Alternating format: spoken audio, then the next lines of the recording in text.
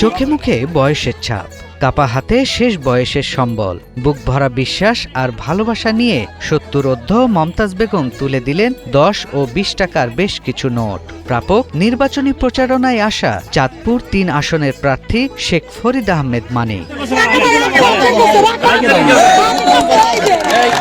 প্রচারণার ভিড়ের মধ্যে নিঃসংকোচে এগিয়ে এসে মমতাজ বেগম নিজের ডিম বিক্রি করার সামান্য সঞ্চয় মানিকের হাতে তুলে দিচ্ছেন। মুহূর্তটিতে কোনো আনুষ্ঠানিকতা নেই রাজনৈতিক হিসাব, শুধু একজন সাধারণ মানুষের বিশ্বাস আর ভালোবাসার প্রকাশ।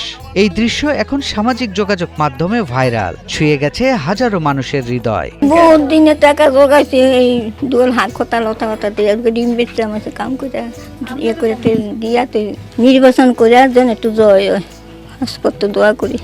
মানুষের পাশে থাকলে মানুষও যে ভালোবাসার হাত বাড়িয়ে দেয় তা প্রমাণ করেছেন শেখ ফরিদ আহমেদ মানিক। মমতাজ বেগমের এই ক্ষুদ্র দানই যেন হয়ে উঠেছে রাজনীতির বড় বার্তা। এসব ঘটনা বুঝিয়ে দিচ্ছে রাজনীতি টাকার খেলা নয়, বরং মানুষের আবেগ আর বিশ্বাসেই তা শক্তিশালী হয়। আমি আশাও করতে পারি নাই যে এইরকম একটা অবস্থা, এরকম একজন মহিলা আমার কাছে এসে তার উপার্জিত টাকা আমাকে দিবে। তারপরে সেই টাকাটা দেখলাম আমি 20 টাকার নোট আর 10 টাকার নোট, তার উপরে না। তো এটা আসলে কে দলকে ভালোবাসে সে হয়তো, এবং আমাকে ভালোবাসে, সেটার কারণেই হয়েছে। পরবর্তীতে আমি খোঁজ নিয়ে দেখলাম সে মরহুমা বেগম খালেদা জিয়ার অত্যন্ত ভক্ত একজন মহিলা এবং খুবই গরিব মহিলা। সে তার ডিম বিক্রি করে টাকা দিয়েছে নির্বাচন করার জন্য। টাকাটা আনতে চাই নাই, কিন্তু টাকাটা আনতে হয়েছে। আমি যত্ন সহকারে রেখে দিয়েছি যে আল্লাহ যদি কামিয়াব করে আমি তার টাকাটা তাকে ফেরত দিয়ে আসবো। স্থানীয় বাসিন্দাদের মতে শেখ ফরিদ আহমেদ মানিক দীর্ঘদিন ধরে এলাকার মানুষের খোঁজ খবর রাখেন। সুখে দুঃখে সাধারণ মানুষের পাশে দাঁড়ানোর কারণেই তৃণমূল পর্যায়ে তার গ্রহণযোগ্যতা তৈরি হয়েছে। সেই বিশ্বাস থেকেই মমতাজ বেগমের মতো তৃণমূল নেতাকর্মী এবং সাধারণ মানুষের অন্তরে ঠাঁই করে নিয়েছে। আমার হাজবেন্ড মামলা খাইছে, আমার ছেলে খাইছে, আমাদের জন্য অনেক করছে, যথেষ্ট করছে মানিক ভাই, দলের জন্য করছে, আমাদের জন্য করছে। 5ই আগস্টের পরে আমাদের হিন্দু সম্প্রদায় বলেন বা অন্যান্য সম্প্রদায় বলেন, সবার একটা আতঙ্ক ছিল যে আমরা পূজা টুজা ঠিকভাবে করতে পারবো কিনা।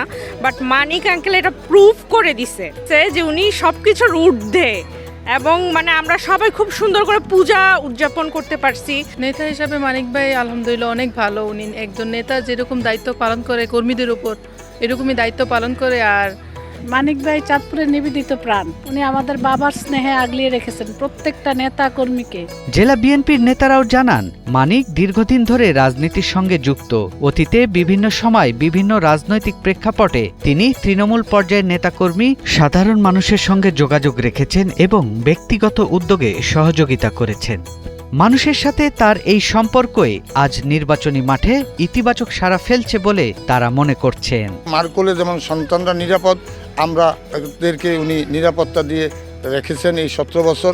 উনি আমাদেরকে সার্বক্ষণিক ছায়ার মতন আমাদের পাশে ছিল এবং হামলা থেকে উনি রক্ষা করেছেন। আর্থিক যে সংকট আছে সেগুলো উনি দেখাশোনা করেছেন, অসুখ বিসুখ সর্ব বিষয়ে মানিক ভাই আমাদের কাছে একজন অভিভাবক হিসাবে দায়িত্ব পালন করেছেন বিগত 17টি বছর। যে জেলে গেছে তার পরিবারের পাশে নিজের সন্তান, নিজের ভাই এই হিসাবে আলগিয়ে রাখছে।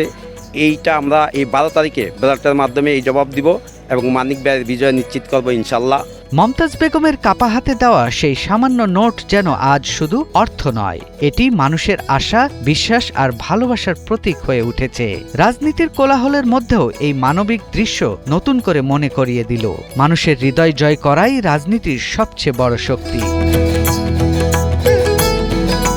সৈয়দ রাশিদুল, 71, ঢাকা।